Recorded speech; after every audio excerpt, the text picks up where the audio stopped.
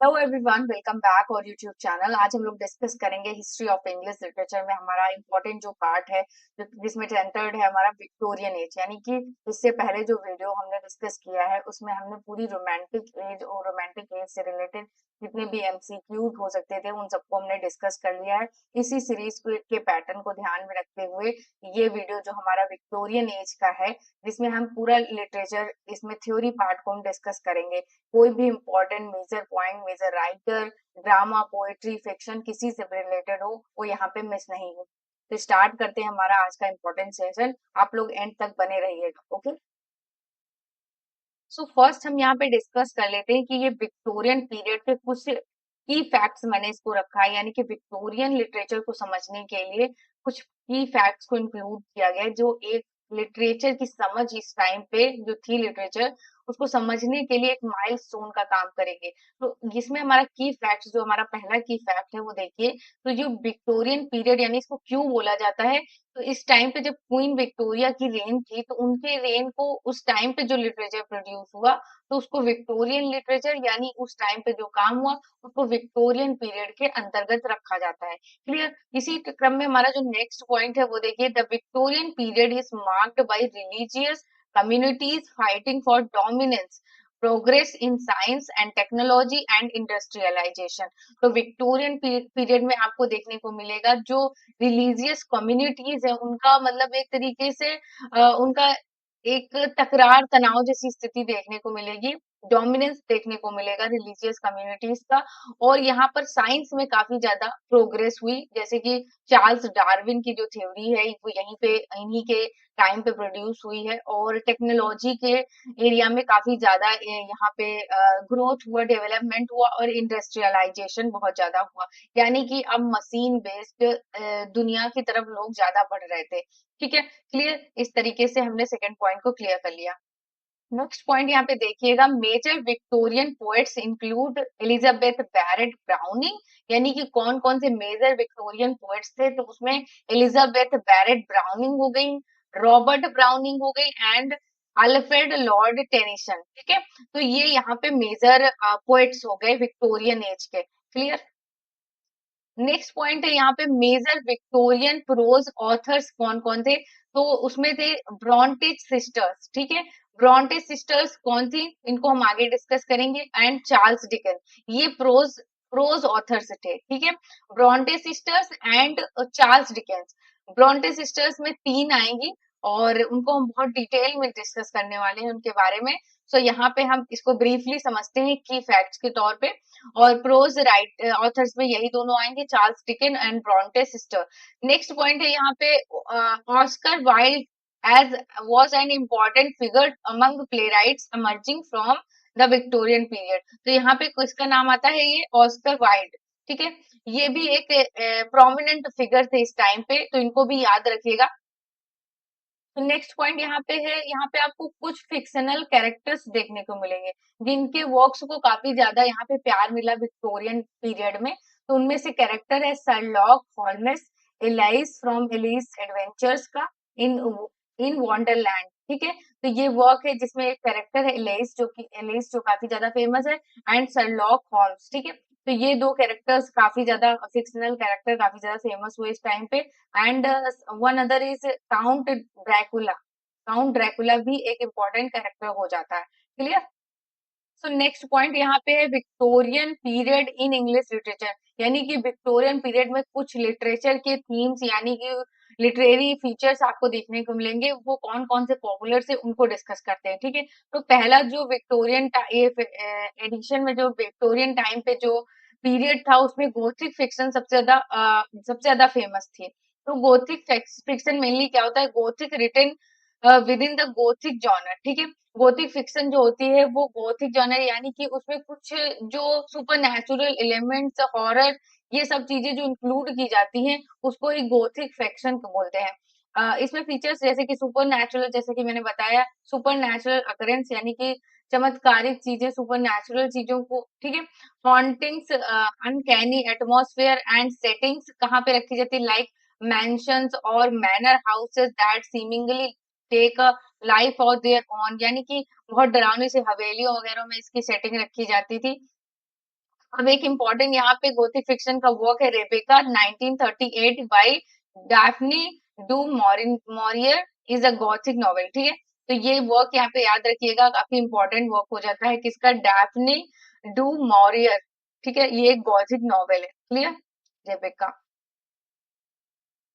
एक और यहाँ पे लिटरेरी फीचर काफी ज्यादा फेमस था, वो था sensational novel, a genre of novel that rely on description of sensory experiences, यानी कि सेंसेशन एक बनी रहे, एक थ्रिल बना रहे, ऐसे वर्क्स प्रोड्यूस किए जाते थे, ठीक है, जो कि बहुत ज्यादा उस टाइम पे एंटरटेनमेंट के लिए ऑडियंस जो है उस चीज से काफी ज्यादा इंटरटेन हो जाती थी, जब उस नॉवेल में सेंसेशन की थीम हो, यानी सेंसेशनल थीम पे हो। यहाँ पे एक वर्क देखिए, विल्किंस कॉलिन का the moonstone 1877 is a sensational novel, ठीक है। Wilkin Wilkie Collins the moonstone 1877, clear, एक क्या है, सेंसेशनल नॉवेल है, क्लियर। तो अब एक और लिटरेरी थीम है यहाँ पे, मैकाब्रे। मैकाब्रे क्या है? In literature the macabre refers to the feelings of being disturbed or horrified due to death of ghastly event, यानी कि ऐसी ऐसा एक थीम है जो कि इसमें एक इंसान जो होता है वो काफी डिस्टर्ब होता है, इस फीलिंग से काफी डरा हुआ होता है कि वो मर जाएगा या कोई उसके साथ कोई ट्रेजिकल इवेंट हो जाएगा। इस तरीके की चीजों से डरे हुए व्यक्ति पर ये लिटरेचर लिखा जाता था, जिसको मैकाब्रे बोलते थे, क्लियर। नेक्स्ट पॉइंट है यहाँ पे, जो लिटरेरी आपको फीचर यहाँ पे देखने को मिलेगा विक्टोरियन पीरियड में, वो है ड्रामेटिक मोनोलॉग। तो ड्रामेटिक मोनोलॉग क्या होता है कि मेनली इसमें स्टेज पे एक कैरेक्टर होता है जो इंडिविजुअली स्पीक करता है, और कोई कैरेक्टर नहीं होता है स्टेज पे, और लेकिन लोगों को ऐसा लगता है, ऑडियंस के साथ एक कन्वर्सेशन होती है उसमें, और कोई स्टेज पे नहीं होता है। तो इसकी वजह से इसको कहते हैं कन्वर्सेशन लाइक फील, यानी कि कन्वर्सेशन जैसा फील होता है, बट एक्चुअल में कोई नहीं होता है, लेकिन वो एड्रेस कर रहा होता है किसी चीज को, अपने आप से बात करता है, ठीक है। आ, ये यहाँ पे इंपॉर्टेंट हो जाता है, क्लियर, ड्रामेटिक मोनोलॉग आपको समझ में आ गया होगा। सो अब हम डिस्कस करेंगे विक्टोरियन पोएट्री को। सो इसमें देखिएगा, the Victorian period produced many great poets, these include Elizabeth Barrett Browning, Robert Browning and Alfred Lord Tennyson, यानी कि यहाँ पे अगर विक्टोरियन पोएट्री में कौन कौन से थ्री है, तो यहाँ पे आपको मिलेंगे एलिजाबेथ एलिजाबेथ बैरेट ब्राउनी, ठीक है, बैरेट ब्राउनी, तीन आपको याद रखने हैं यहाँ पे, कौन कौन से पोएट हैं, तो रॉबर्ट ब्राउनी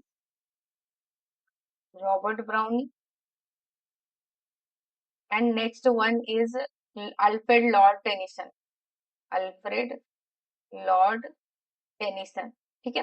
तो ये यहाँ पे इंपॉर्टेंट पोएट्स हो जाते हैं विक्टोरियन पीरियड के, क्लियर। सो हम डिस्कस करेंगे जो विक्टोरियन पीरियड में जो पोएट है उनमें फर्स्ट है एलिजाबेथ बैरेट ब्राउनिंग, ओके। तो ये है इनकी पिक्चर, ध्यान से देख लीजिए, ये है एलिजाबेथ बैरेट ब्राउनिंग, और इनके बारे में हम डिस्कस करते हैं, इनके कुछ इंपॉर्टेंट वर्क्स और इनका कुछ कॉन्ट्रीब्यूशन। फर्स्ट पॉइंट यहाँ पे देखिएगा, एलिजाबेथ बैरेट ब्राउनिंग से रिलेटेड, तो Elizabeth Barrett Browning was an immensely talented poet who revealed the poet Alfred Tennyson for poet laureate, ठीक है। ये काफी ज्यादा मतलब पॉपुलर पोएट रही हैं इस एज की, और इन्होंने किसको टक्कर दिया है पोएट लॉरेट बनने में, तो वो अल्फ्रेड लॉर्ड टेनिसन को इन्होंने टक्कर दिया है पोएट लॉरेट बनने में।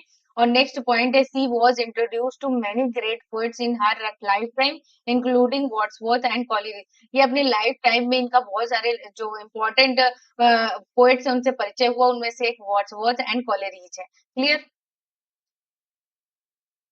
तो नेक्स्ट पॉइंट यहाँ पे देखिए, सी was a staunch अपोजर of slavery, यानी कि ये गुलामी के बिल्कुल खिलाफ थी, जो स्लैवरी होती थी उसके बिल्कुल खिलाफ थी।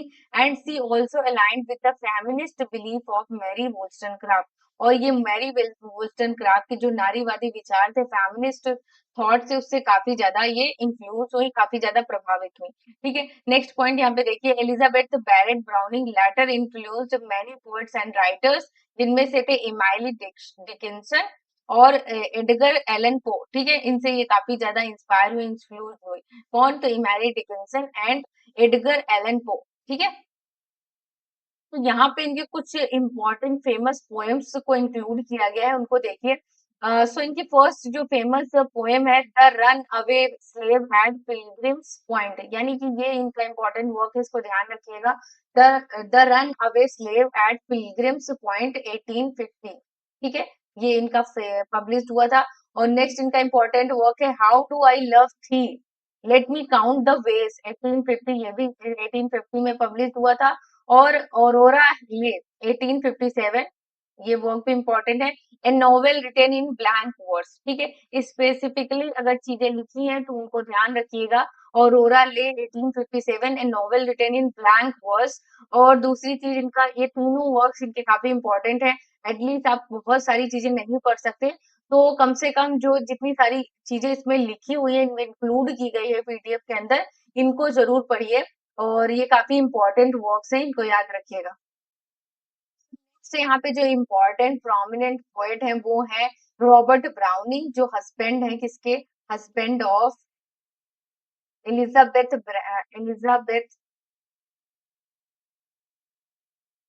बैरेट ब्राउनिंग, ठीक है, इनके ये हस्बैंड थे, तो ये भी याद रखिएगा फैक्ट। और रॉबर्ट ब्राउनिंग ये विक्टोरियन एरा के इम्पोर्टेंट पोएट है, ठीक है, जिनके बारे में हमने डिस्कस किया है। सो फर्स्ट जो मेजर पॉइंट है यहाँ से वो यही निकल के आता है, the husband of Elizabeth Barrett Browning. Robert Browning wrote poems often featuring dramatic monologue से भरी हुई इनकी पोएम्स हैं। और ड्रामेटिक मोनोलॉग को तो हम डिस्कस ही कर चुके हैं, और यहाँ पे some of most important Robert Browning poems को हमने यहाँ पे इंक्लूड किया है, उनको डिस्कस करते हैं, ठीक है। तो यहाँ पे फर्स्ट जो इनकी इंपॉर्टेंट पोएम है द पाइड पाइपर ऑफ हेमेलिन, ठीक है, 1842 में ये पब्लिश हुई थी। और नेक्स्ट है यहाँ पॉरफायरियस लवर 1836। और द लेबोरेटरी, ये 1844 में। और लव अमंग र्यून्स, ये 1855 में। क्लियर, तो ये इनकी इंपॉर्टेंट पोएम्स थी, यानी कि आपको ये चार तो याद रखनी ही रखनी है। बाकी तो इतना ज्यादा इन्होंने लिखा है, इतना तो आप पढ़ना नहीं है आपको, सिर्फ इम्पोर्टेंट चीजें आपको पढ़नी है। तो ये चार भी अगर आप तैयार कर लेंगे, तो अगर इनमें से एक भी अगर कहीं आ जाती है तो मेरा पढ़ाया हुआ सफल हो जाएगा, ठीक है। सो नेक्स्ट जो यहाँ पे इम्पोर्टेंट प्रोमिनेंट पोएट है वो अल्फ्रेड लॉर्ड टेनिसन है, और ये इनकी पिक्चर है। सो याद रखिएगा इनको, और देख लीजिए अच्छे तरीके से, ये अल्फ्रेड लॉर्ड टेनिसन है।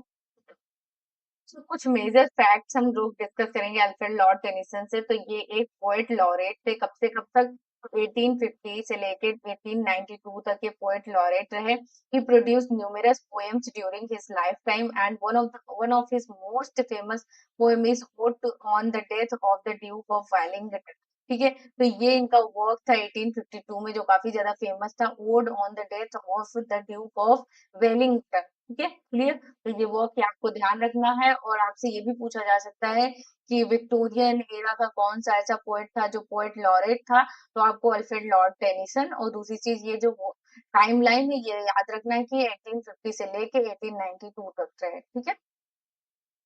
कुछ इम्पोर्टेंट इनकी पोएट्रीज है, उनको इंक्लूड किया गया है, जिसमें फर्स्ट है ब्रेक ब्रेक ब्रेक, यानी कि आपको 3 टाइम्स मिलेगा, 1842 में, ठीक है, पब्लिश हुई थी। गोडीवा 1847 में। क्रॉसिंग द बार 1889 में। और थीथोनस 1859 में, ठीक है। तो ये वर्क्स आपको याद रखना है, और 4 काफी मेजर इंपॉर्टेंट वर्क्स हैं, इनको याद रखिए। Break break break, Godiva, crossing the bar, Tithonus, और ये इतने इंपॉर्टेंट इनके वर्क्स हैं, इनको याद रखना है। किसके हैं, तो अल्फ्रेड लॉर्ड टेनिसन के हैं, क्लियर। सो हम यहाँ पे डिस्कस करेंगे विक्टोरियन प्रोज को, हमने पोएट्री को डिस्कस कर लिया है, अब हम डिस्कस करेंगे प्रोज को। तो पोएट्री में कॉल कर लेते हैं कि पोएट्री में हमने क्या क्या पढ़ा। तो इसमें हमने पढ़ा एलिजाबेथ बैरेट ब्राउनिंग को, रॉबर्ट ब्राउनिंग को, और अल्फ्रेड लॉर्ड टेनिसन को, ठीक है। तो ये 3 प्रोमिनेंट पोएट थे, कौन, तो एलिजाबेथ पीरियड के, ठीक है। तो यहाँ पे अब विक्टोरियन प्रोज को देखते हैं। Large number of literary works and figures emerged during the Victorian period, इनमें से है among these important literary figures of Victorian period, इनमें से इंपॉर्टेंट है Charles Dickens and Brontë sisters, ठीक है। आपको प्रोज में किनको किनको पढ़ना है, तो चार्लेस डिकेंस को पढ़ना है, और ब्रॉन्टे सिस्टर्स को पढ़ना है, जो कि बहुत ज्यादा पॉपुलर थी विक्टोरियन पीरियड में, क्लियर। तो प्रोमिनेंट विक्टोरियन प्रोज में है हमारे फर्स्ट चार्ल्स डिकेंस, और ये पिक्चर है चार्ल्स डिकेंस की, तो इनको याद रखिएगा। और कैसे दिखते हैं, तो विजुअलाइजेशन की मेमोरी थोड़ा सा बढ़ाइए और चार्ल्स डिकेंस को रिमेम्बर कीजिए, ठीक है। तो इनसे जुड़े कुछ मेजर फैक्ट्स को इसमें इंक्लूड किया गया है, उनको देखिए क्या है इंपॉर्टेंट फैक्ट्स। तो Charles Dickens is arguably the most important literary figures in the English literary canon, ठीक है। कैनन क्या होता है आपको पता होना चाहिए। कैनन जो होते हैं वो स्पेशलिस्ट होते हैं जो वर्क्स की विशेषताओं के आधार पर उनको कैरेक्टराइज करते हैं, ठीक है। फ्रॉम द विक्टोरियन पीरियड के ये क्या थे, तो एक ये इंग्लिश लिटरेरी कैनन थे, ठीक है। Next point, he he not only wrote influential canonical text, but he also encouraged and added several writers and poets during the time, including Wilkie Collins, ठीक है। तो इन्होंने ऐसा नहीं कि सिर्फ इम्पोर्टेंट कैनोनियल वर्क के लिए लिखे, तो कैनोनिकल वर्क के अलावा इन्होंने बहुत सारे सेवरल इन जो राइटर्स हैं उनको इंस्पायर करके वो विक्टोरियन टाइम में लेके आए, जिनमें से एक है विल्की कॉलिन। और नेक्स्ट इसका मेजर पॉइंट है, Dickens often engaged in critical commentary through his literary works. ये अपने लिटरेरी वर्क्स के द्वारा क्रिटिकल कमेंट्री करते थे, ठीक है। यानी कि अपने वर्क्स में ये क्रिटिकल कमेंट्री करते थे किस पे, तो such as commenting on child abuse, यानी कि जो बच्चों का शोषण होता था उन पर ये कमेंट्री करते थे, क्रिटिकल कमेंट करते थे।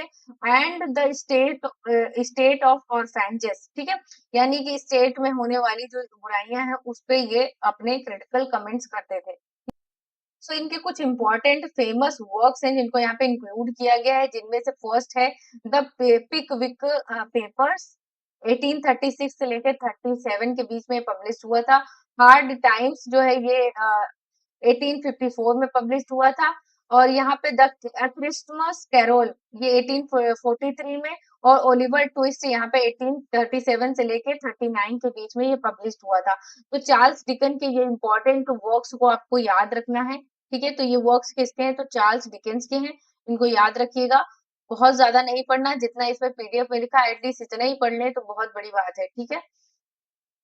नेक्स्ट जो विक्टोरियन प्रोज में प्रोमिनेंट है वो है ब्रॉन्टे सिस्टर्स, ठीक है। तो जिसमें आप इमाइली ब्रॉन्टे को पढ़ेंगे, चार्लोट ब्रॉन्टे को पढ़ेंगे, एन ब्रॉन्टे को पढ़ेंगे, ठीक है। तो ये हमारे इंपॉर्टेंट ब्रॉन्टे सिस्टर्स हो गई, इनको याद रखिएगा।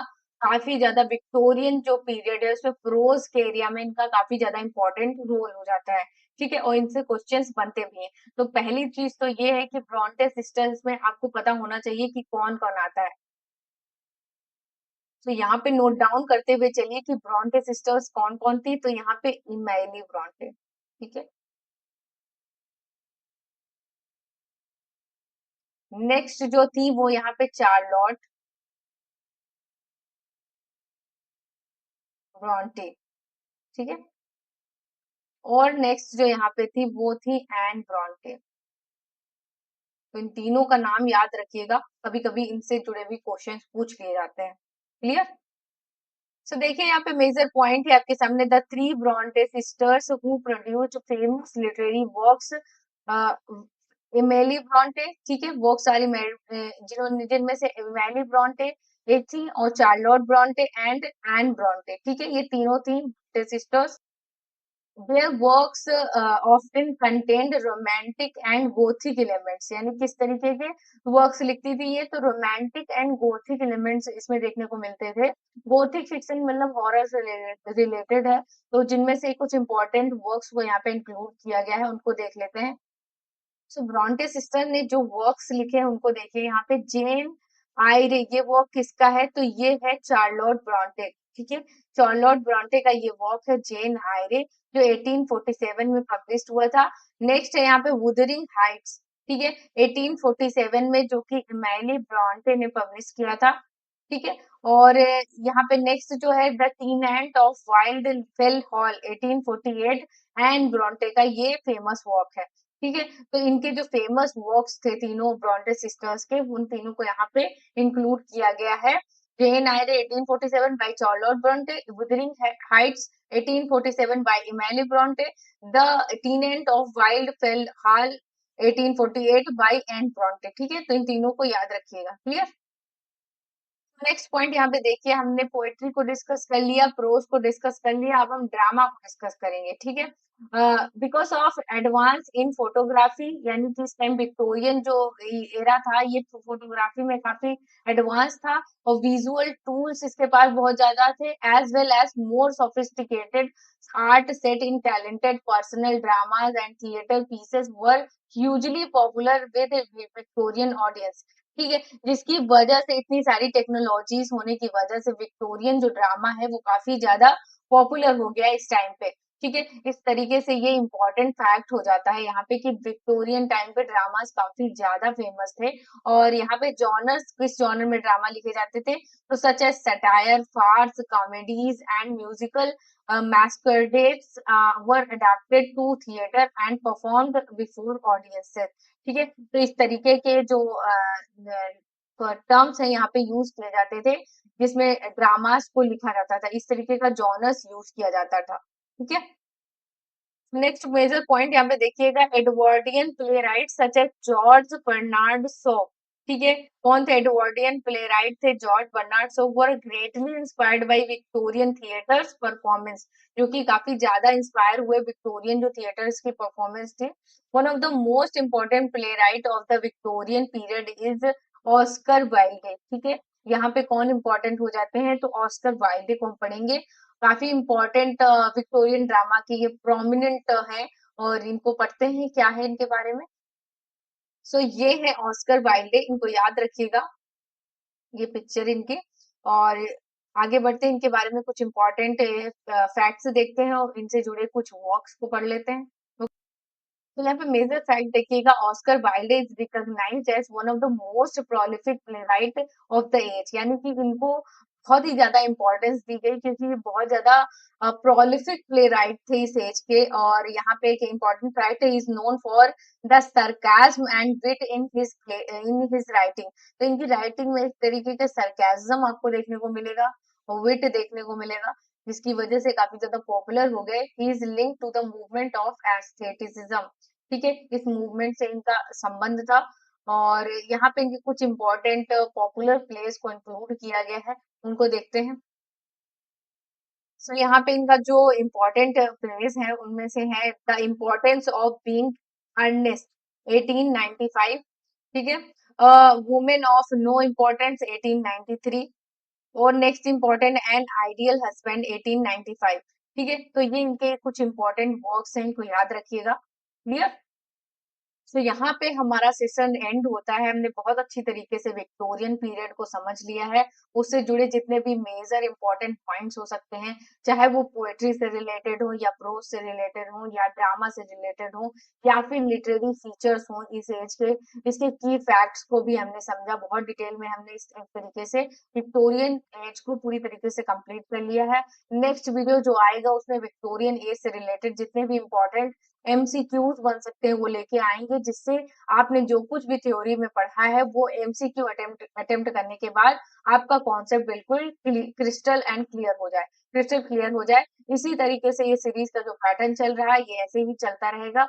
और थैंक्स फॉर वॉचिंग, और ऐसे ही इंटरेस्टिंग वीडियोस के साथ जुड़ने के लिए आप हमारे चैनल को सब्सक्राइब करिए, वीडियो को लाइक करिए, ज्यादा से ज्यादा शेयर करिए। अगर कुछ आप रिस्पॉन्स देना चाहते हैं, कुछ फीडबैक देना चाहते हैं, तो हमारा कमेंट बॉक्स ओपन है, आप जाके उसमें कमेंट कर सकते हैं। या फिर कुछ और दूसरी तरीके से आप वीडियोस चाहते हैं तो आप वो भी बता सकते हैं, हम उस तरीके से भी वीडियोस देने की कोशिश करेंगे। सो थैंक्स फॉर वॉचिंग, मिलते हैं नेक्स्ट वीडियो में, तब तक अपना ख्याल रखें, पढ़ते रहें।